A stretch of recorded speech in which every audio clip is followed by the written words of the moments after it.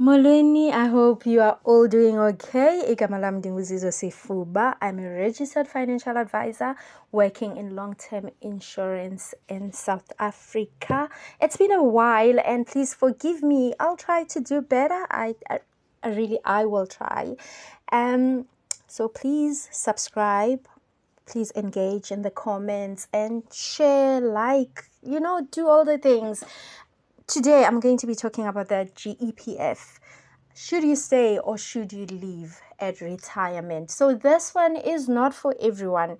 If you are a government employee and you're thinking about your options at retirement, this is for you and your colleagues. So please do share it. So who's the GEPF? The GEPF is the Government Employees Pension Fund. It is the biggest pension fund in South Africa. We're talking trillions of rands here. It's a lot of money, like I said, biggest in Africa. And now you must be wondering, why would she be talking about leaving the GEPF if there's such a big deal? You will see, because just because it's the biggest, it does not mean it's the best for everyone. I'm not here to bash the GEPF because there are people that I believe should not leave the GEPF at retirement. Just because your neighbor left and they're living their best lives now, it doesn't mean it will happen the same for you. So these are some discussions you need to have with your financial advisor. Hopefully you have a financial advisor that actually understands these things. Now let's start with what happens when you retire. This is general to all pension funds. You take 1/3 as a cash lump sum. You don't have to, but it is available for you. And of course the taxman will come to collect, but you do actually get a portion of it tax-free.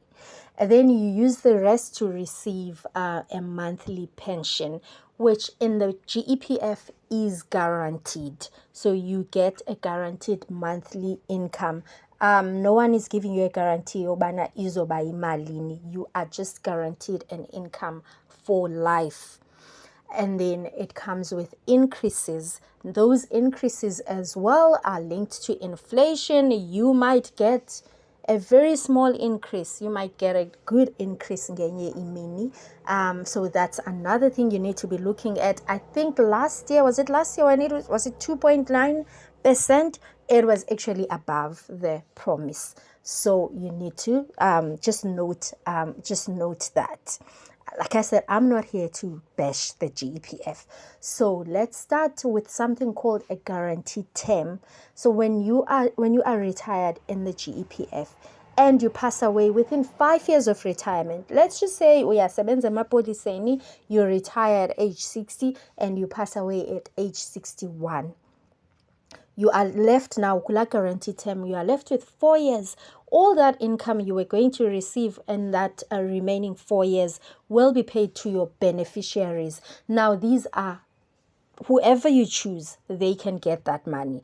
And this is the last time I'm going to say this about beneficiaries and the GEPF, where like that part where whoever you've chosen as a beneficiary.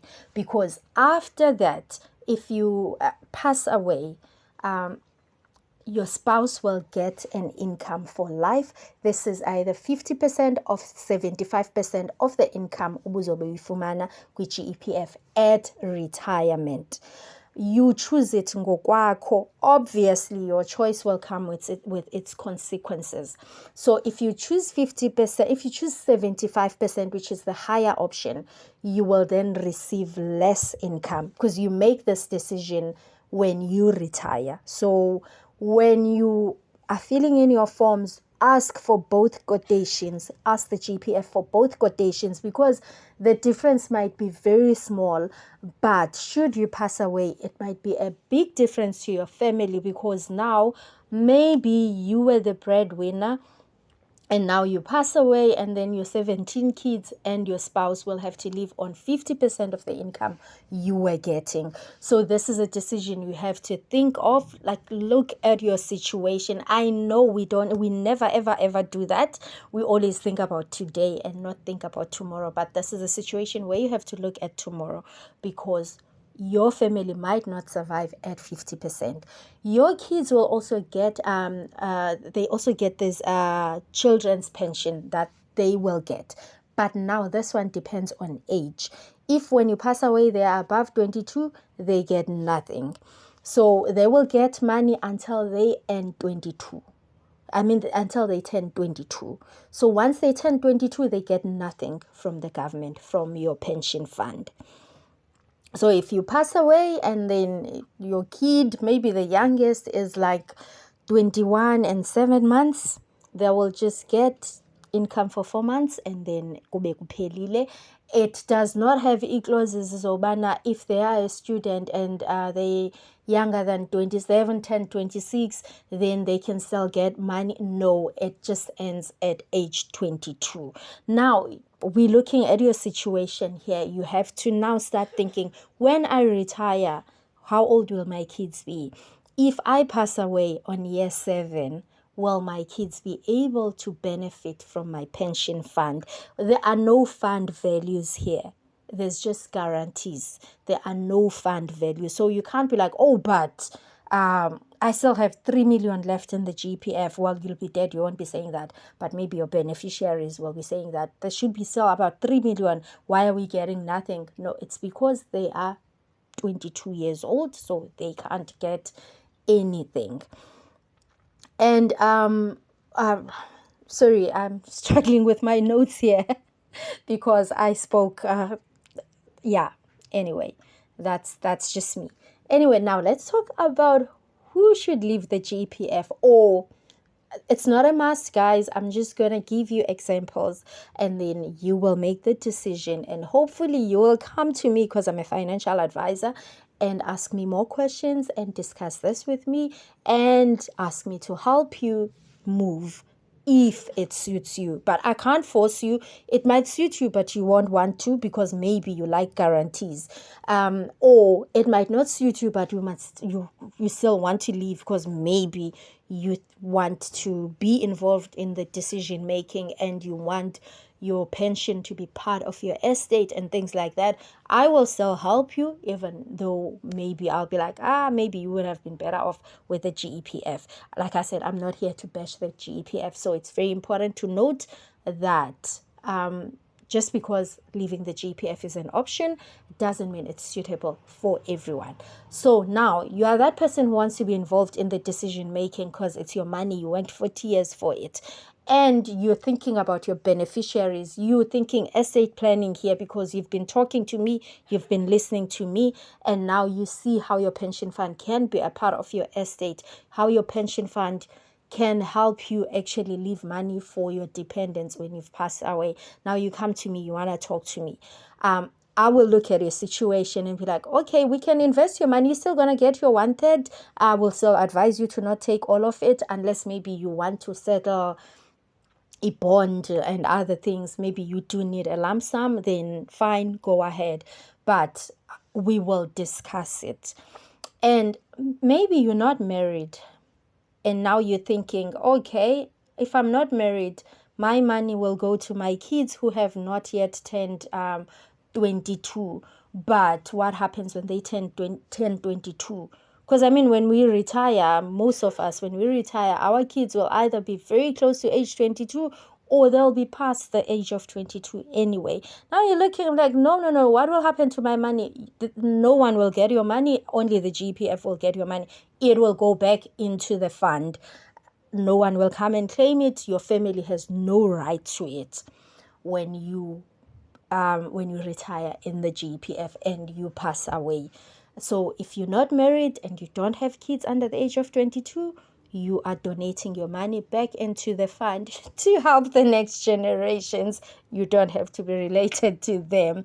So, but when you leave the GPF, remember there are no guarantees unless we design it such that you get some guarantees. So that's where we'll be talking life annuities versus a living annuity. I think I've done a video talking about that. I will link it up so that you listen to those options. So you still have, your pension can still be designed to have guarantees. So that would be, for me, that's like the main reason I would like want to leave the GPF if I was part of the GPF. I am not married, so there is no spouse income.